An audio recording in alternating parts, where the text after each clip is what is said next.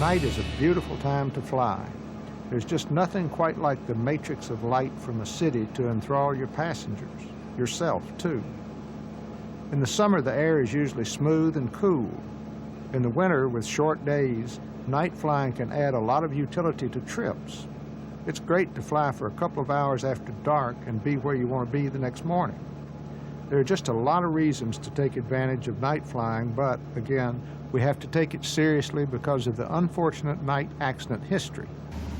Don't think for a moment that a lot of night accidents are caused by the engines of single-engine airplanes failing, providing the pilot with a supreme forced landing challenge. Sure, that happens. Engines can fail at any time, but the primary accident causes are related to the pilot's interface with darkness. Night flying is something most of us don't do often, or, as it turns out, do very well. None of the numbers available from the FAA are very good, but a thorough study of night accidents reveals the logical scenario. Simply, as the weather worsens at night, the risk increases. One thing to get out of the way first is something most of us don't think about a lot, the night takeoff. The average use of night flying is to complete trips, and, especially when the days are longer, most of us don't do a lot of departing at night.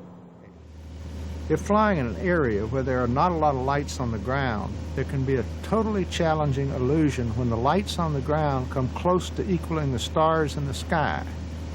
If you ever see this, you'll know what I mean. Because it's visual, the feeling is that the airplane can be flown visually.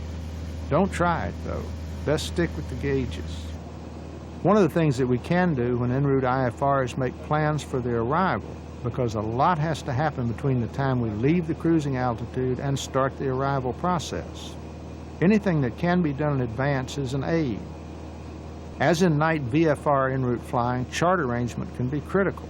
Where in the daytime, finding a new chart can be a simple matter, at night it can be very difficult.